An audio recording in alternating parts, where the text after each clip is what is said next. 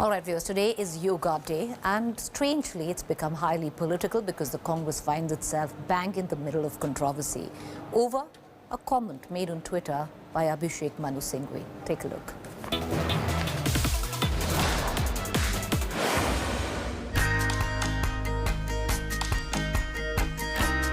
As India celebrates Yoga Day, as our leaders celebrate Yoga Day, as the armed forces celebrate Yoga Day, as citizens across the nation celebrate Yoga Day, the grand old party of India has been busy with its favorite asana with a fresh Yoga Day twist. Chanting of Om doesn't make yoga more powerful, nor does taking the name of Allah make it less powerful. That's the latest political asana from senior Congress leader Dr. Abhishek Manu Singhvi. A desperate and peculiar outburst that has disturbed the calm of the day. First things first, why does the Congress leader have a problem with Om? It's common knowledge and experts agree that Om is a mantra and sacred sound traditionally repeated at the beginning and end of yoga practice. A Sanskrit word that translates to the word source or supreme. People of all religions of the world do yoga, but leave it to the Congress to suddenly have a problem with Om chants. Reacting to the apparent attempt at pseudo-secularism, yoga gurus and experts have shown bemused disdain. ईश्वर अल्लाह तेरे नाम सबको सन्मति दे भगवान. देखो, खुदा, अल्लाह, परमात्मा, भगवान, ओंकार, जब ओंकार ही खुदा अल्लाह है तो ओम बोलने में दिक्कत क्या है? और हम किसी को खुदा बोलने से किसी को मना तो नहीं कर रहे ना. लेकिन योग की साधना में ओम कोई व्यक्ति तो नहीं है, कोई प्रतिमा तो नहीं है. कोई कहते मुसलमान पाषाण पूजा नहीं करते, मूर्ति पूजा नहीं करते, तो ओंकार कोई मूर्ति प्रतिमा थोड़ी है. जिसको आप खुदा कहते हो, अल्लाह कहते हो, जिसको हम भगवान कहते हैं, परमात्मा कहते हैं, तो वो कहते हैं हरि व्यापक सर्वत्र समाना, प्रेम ते प्रकट होई में जाना, योग ते प्रकट होई में जाना. तो मुझे लगता है इन सबको भी योग करना चाहिए, तो इनको फिर सब जगह एक ही परमात्मा का, एक ही ओंकार का नूर दिखेगा, भरपूर दिखेगा वो सब जगह. While the Congress has remained silent and will probably dismiss Dr. Singhvi's attack as his personal opinion, the retorts have poured in from the political battlefield as well. अब पता नहीं ऐसे अवसरों पर क्यों विवादास्पद बयान देते हैं. ये स्वतः सिद्ध है कि योग शरीर को निरोग करता है. ऐसे विषय को विवाद में नहीं डालना चाहिए. आज योग पूरा विश्व मना रहा है, पूरा विश्व मोदी जी का नाम ले रहा है, भारत का नाम ले रहा है. उनको ये तकलीफ है, या उनको ये तकलीफ है कि बहुत सारी विदेशी कंपनियां जो हमारे देश में दवाइयां बेचती हैं, उनको ये तकलीफ है कि अगर देश का हर व्यक्ति योग से प्रेरित हो जाएगा, योग करने लग जाएगा, उसका शरीर ठीक होगा, तो आज शायद उसको दवाइयों की जरूरत नहीं पड़ेगी. Amidst Singhvi's mischievous assault on the ancient science, the Kerala Chief Minister has jumped in, saying yoga should not be connected to religion or spirituality. ആരോഗ്യകരവുമായ ഒത്തുചേരലാണ് yoga എന്ന പദം കൊണ്ട് അർത്ഥമാക്കുന്നത്. ശാരീരികാരോഗ്യം മാനസികാരോഗ്യത്തിനും മാനസികാരോഗ്യം ശാരീരികാരോഗ്യത്തിനും അത്യന്താപേക്ഷിതമാണ്. ആത്മീയതയുമായോ ഏതെങ്കിലും ഒരു മതവുമായോ ബന്ധപ്പെടുത്തി കാണേണ്ട ഒന്നല്ല ആധുനിക yoga. The question is, why would a seasoned Congress leader wish to taint Yoga Day with such a statement? Is there even a modicum of substance to Singhvi's outburst, or is desperation the asana of the season? Bureau Report, India Today. All right, viewers, let's quickly move on right now. On the other hand, while there is Yoga Day today, the spotlight is also on Pragya Thakur, the MP from Bhopal. The reason why, as the nation celebrates Yoga Day, politics has erupted over BJP MP Pragya Thakur's sessions with MPs at Yoga Day event organized by the Lok Sabha Secretariat today. Bhopal MP Pragya Thakur and Malegaon blast accused addressed one of the 4 online sessions organized by the Lok Sabha. Congress had accused Pragya of Hindu terror, had questioned her participation in the Yoga Day event. Taking to Twitter, Congress MP Manikram Thakur asked whether Prime Minister had a change of heart and forgiven Pragya Thakur since Pragya has been made the chief guest for all MPs at the Lok Sabha Yoga event. He also shared a clip of Prime Minister's interview wherein he asked about Pragya Thakur's comments glorifying Gandhi's assassin Godse as patriot. Prime Minister then had said he would not be able to forgive the Bhopal MP. Congress सदैव से राष्ट्रभक्तों के विरुद्ध रही है, सन्यासियों भगवा के विरुद्ध रही है, इसलिए उनको तो आपत्ति होना स्वाभाविक है और मैं ज़्यादा किसी पर ध्यान नहीं देती हूँ। मुझे बस इतना कहना है कि ओमकार ब्रह्मांड है, ओमकार से शक्ति है, ओमकार से हम हैं, ओमकार से मुक्ति है। बड़े बड़े ऋषि मुनियों ने योग की व्याख्याएं की, वहीं चुने हुए सांसदों को अगर प्रज्ञा ठाकुर जी जो सांसद है भोपाल से, वो अगर संबोधित करेंगे तो ये दुर्भाग्य है। जिन पे जो आरोपित हैं मालेगांव बम कांड के मामले में, और अभी भी उन पे केसेस चल रहे हैं, और आज ये कैसे हो रहा है ये आश्चर्यजनक है। और ऐसा लगता है कि यही भारतीय जनता पार्टी और आरएसएस का काम करने का तरीका है। All right, viewers, let's get you the latest in politics. Sharad Pawar is in the national capital. There's going to be a meeting of opposition parties tomorrow at his residence. The difference, Congress is not invited. What does it mean and how much does it have to do with Sharad Pawar's meeting with Prashant Kishore? Here's more.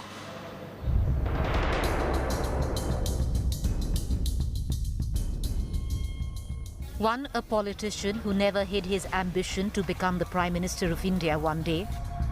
The other, a master strategist who has helped regional parties defeat the BJP in several states, the last being Bengal.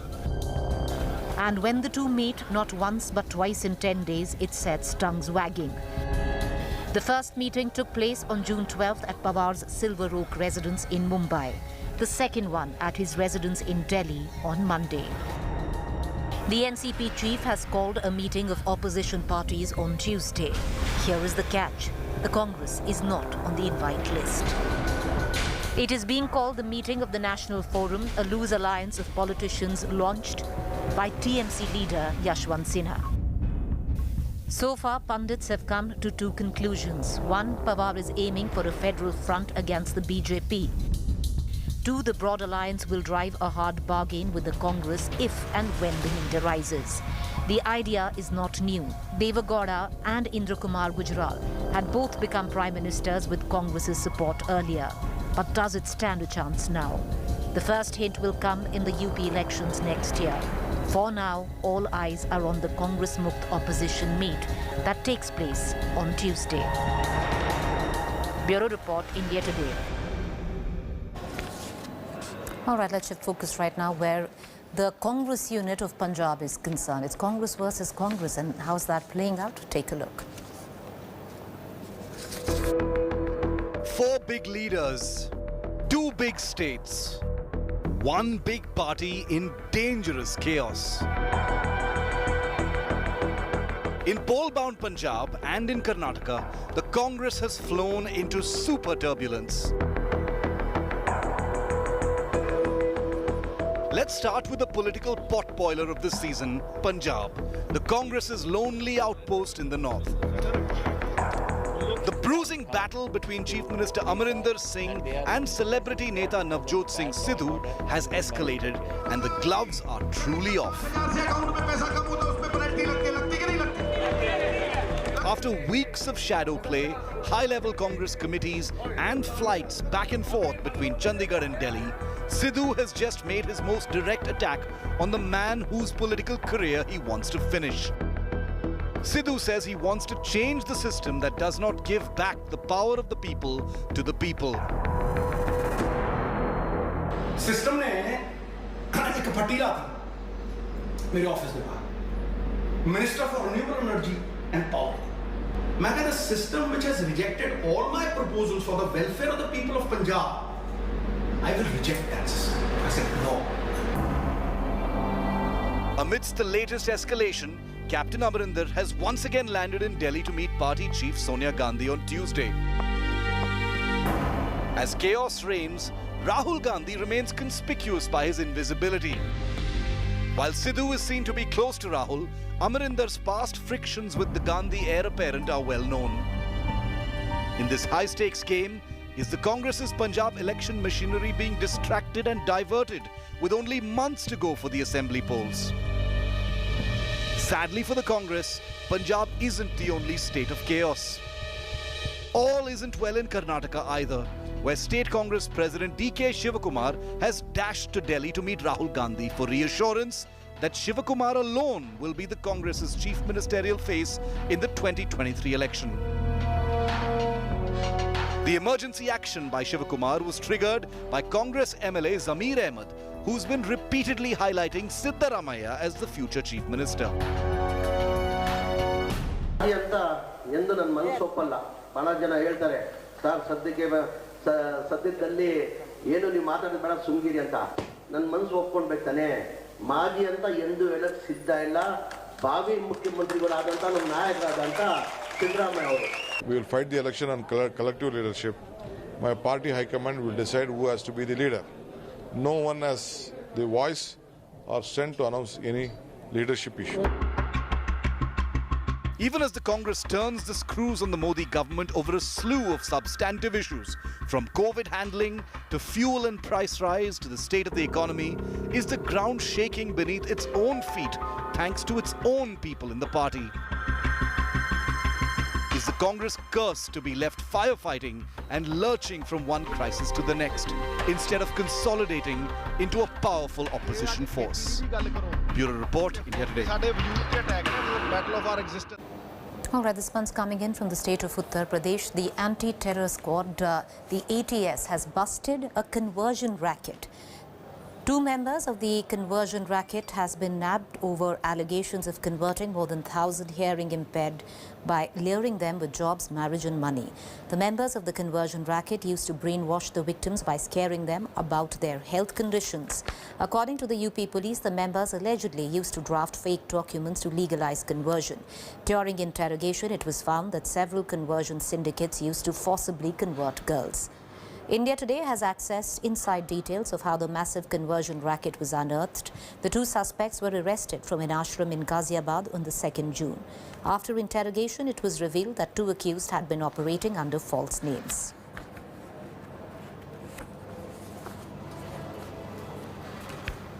All right, this seems to be a setback for the Mamata Banerjees government coming in from the Calcutta High Court. Here's more. Violence, vandalism, arson. The eruption was instantaneous. Just minutes after Mamata's huge victory in Bengal on the 2nd of May, these were the scenes in the state. Weeks of vicious finger-pointing followed between the Trinamool and the BJP. But justice for victims remained embroiled in the political crossfire. Over a month later, on June the 18th, the Calcutta High Court ordered the National Human Rights Commission to form a panel to examine the post-poll violence. An order that came as a huge embarrassment to the new Mamata government. But now, there's been another big setback to her. Dismissing a petition from the Mamata government, the Calcutta High Court has refused to recall or stay its order on that external probe. The High Court says, after hearing the parties, it does not find any case for recalling or staying its June 18th order. This comes as the next big setback to the Bengal government. आजादी के बाद post पोल violence इतना भयानक, इतनी बर्बरता का, इतना आतंकी कभी पहले देखा नहीं. You can't have confrontation with every constitutional outfit. You can't be in confrontation mode with the central government, with the governor, and now you are not sparing even other institutions. हमारे लोकतंत्र में शायद पहली बार देख रही हूं कि एक मुख्यमंत्री एक राज्य में लोगों को सजाए मौत होते इसलिए देख रही है क्योंकि उन्होंने मुख्यमंत्री के पक्ष के लिए वोट नहीं किया. पहले तो उनके हाथ खून से सने हुए थे, अब दामन पर भी महिला के अत्याचार के दाग हैं. The order in question was passed while the court was hearing a public interest litigation claiming that the state government did not act against the violence. The PIL had also stated that political attacks led to displacement of people from their residences, physical assault, destruction of property, and ransacking of offices. The state government had moved the High Court seeking a recall of this order, saying it was passed without giving the state an opportunity to file its response, only to be snubbed now. Court has observed today is that there are so many complaints which have gone to the NHRC, to the West Bengal State Legal Services Authorities, but not a single to the State Human Rights Commission, nor have they presented any such complaint before the court. So why is it so? Is the state reluctant? Is the administration reluctant to bring the truth before the court? The order means the National Human Rights Commission gets to continue its probe into some of the most vicious post-poll violence in the country. The High Court setback for Mamata comes while there is still suspense over a possible external special investigation team probe. Multiple victims of violence have petitioned India's Supreme Court. An SIT probe would be the biggest setback of all for Bengal government's continuous efforts to stave off any external probe. As the BJP draws strength from the High Court order and Team Mamata strategizes for the next steps, an order from the Supreme Court is still awaited. With Prema Rajaram in Kolkata, Bureau Report, India Today. Welcome back, viewers. You're watching our Fact Check segment where we bust certain myths masquerading to be facts on social media platforms and WhatsApp groups. Now, there's information floating about suggesting that the Karnataka Chief Minister B.S. Yediyurappa has ordered the deportation of Rohingyas and Bangladeshis. The fact check on that is false. Yediyurappa has made no such statement. With that fact check, time for us to go into a quick break. To stay with us, up next is To The Point.